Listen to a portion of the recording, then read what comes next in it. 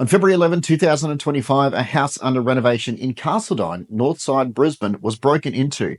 The home wasn't occupied, but the owner wasn't careless. His firearms were locked away in a compliant safe, bolted and secured. But it didn't matter, because doing everything right doesn't protect you from the aftermath. It just means that you'll be the one answering for it. Offenders forced entry, found the safe, and went to significant effort to break it open. They stole multiple firearms and a military-style bayonet. Less than 48 hours later, the guns were recovered in a shipping container at Richlands, and 3 men were arrested. Police praised the license owner for checking on the property and reporting it quickly. But here's the message that really stood out.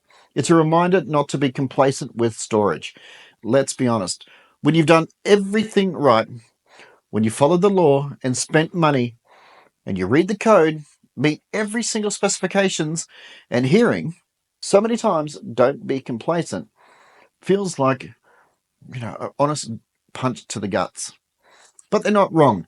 It's just the system that stops short from actually telling you what not being complacent looks like in the real world. Now, I really want to be clear. This video isn't about blaming victims. It's about being smarter than the criminals, because we don't get a second chance. In this climate of rising youth crime, our best defense is preparation. So let's talk about it one-on-one, about how you can keep your firearms secure.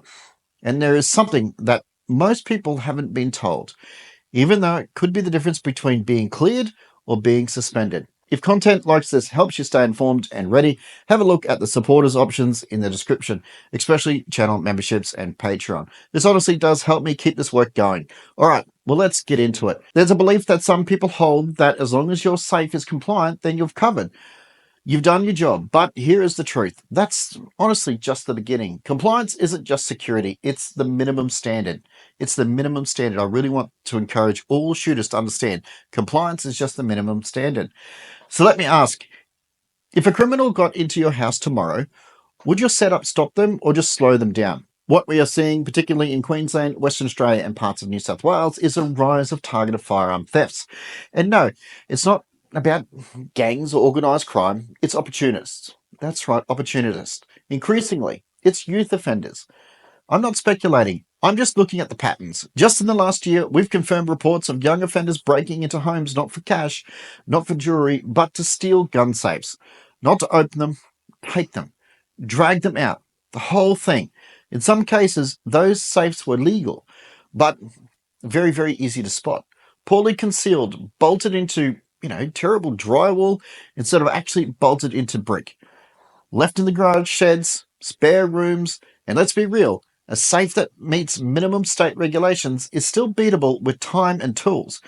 So the illusion is that you're safe because you follow the rules, but if your safe is visible, accessible, and removable, you're a target, even if the paperwork says otherwise.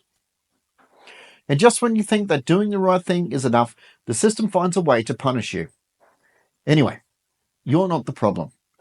You're the kind of person who takes this seriously. Otherwise, you would not be watching this video. But you're not being given the full picture by the government or told by the media. You're told, to store your firearms correctly. They show you a cartoon diagram and pretty much call it a day. Meanwhile, youth crime is rising. In Queensland alone, break-and enters involving juveniles are up since 2021. And we're not talking about petty vandalism. We're talking about homes targeted for utes, keys, cash, and yes, even safes. I've had people message me saying, I've never thought they'd come this far out. We are on acreage. Doesn't matter anymore. These kids have cars. They use social media to plan hits. They know the laws. They know that they will get bail. And if they find a gun safe, it becomes a prize. And even if the police recover those firearms, you may never recover your status because theft becomes a black mark against you, even if you did nothing wrong. So let's just not pretend this is fear-mongering. This is about staying ahead of real growing risk. So what happens if this continues unchecked? Well, every time a legally stored firearm is stolen, the police ramp up compliance checks and public pressure rises for even stricter storage laws, usually written by people who never, ever owned a gun. But here is the kicker. They don't separate secure owners from careless ones. The response is blanket. If a criminal breaks into your home and gets your firearms, you'll become a risk in the eyes of the system. And it doesn't matter if the safe was bolted, if the placement wasn't considered concealed, or even hardened. You could be looking at your license being suspended. So rather wait for that to happen, it's time to actually take the lead ourselves, raise our own standards, and talk openly about what actually keeps firearms secure. Later in the year, I'll be making more of a deep dive on this exact topic. And so make sure you stay tuned. If you're still with me, that probably means that this is really hitting you and you understand what I'm talking about. If you haven't already, make sure you hit that subscribe button. This channel is about keeping law-abiding shooters safe, not just legally, but of course practically. So let's just be really specific. What does secure storage actually mean in the world where youth crime is on the rise? It means thinking like a criminal. That's right, thinking like a criminal and staying 3 steps ahead. Let's say you've got 2 rifles, one category A, one category B. You store them in a compliant safe, bolted to the floor, inside a hallway, cupboard. Legal? Yes. But secure? Not really. Here's how you can actually make it a lot harder. Make sure you use dual anchoring. Bolt your safe to the floor and the rear wall at the same time. Ideally, masonry and the structural timber to make it really safe and permanent. Concealment. So don't leave it visible. Build cabinetry around it, hide it behind false panel or even a fitted wardrobe. Even a basic home system with a sensor near your safe buys you time. Bonus if it notifies your phone. Lighting and signage, motion lights, CCTV, signs. You know what? They don't normally guarantee safety, but they raise the cost of entry. Routine checks if your home is unattended for days or even under renovation. Also, make arrangements. Yes, that's right. You can make arrangements. So you can contact your mate to check in, have a look at your firearms. And of course, you can call your mates and say, can you look after my firearms? So store them temporarily elsewhere if needed. The doors and windows reinforce access points to rooms where safes are stored. It's not just about the safe, it's about how easy they can reach it.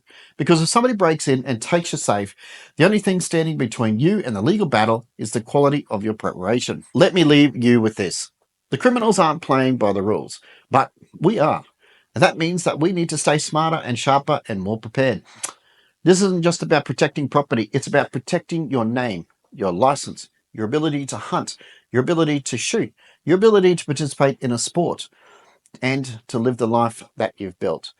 And when youth crime rises, like it is right now, we cannot afford to assume it won't happen to me, because that is what every single victim has thought until it did. It's never real until it's you. That's why I'm saying this now, not later. The system will investigate the theft, yeah, sure, but it'll also investigate you. So make sure when they come knocking, you've got nothing to hide and, well, nothing to fix. And this isn't just about criminal law, it's about policy. The more incidents that occur, the more pressure that builds to restrict ownership further. The only way to protect your rights is to make sure that we aren't giving them ammunition against us. If this video has got you thinking differently about storage, I'll be covering more on that in the future videos. So hit that subscribe button and send this to one of your friends that you really do care about. And somebody who might be assuming that they're already doing it right.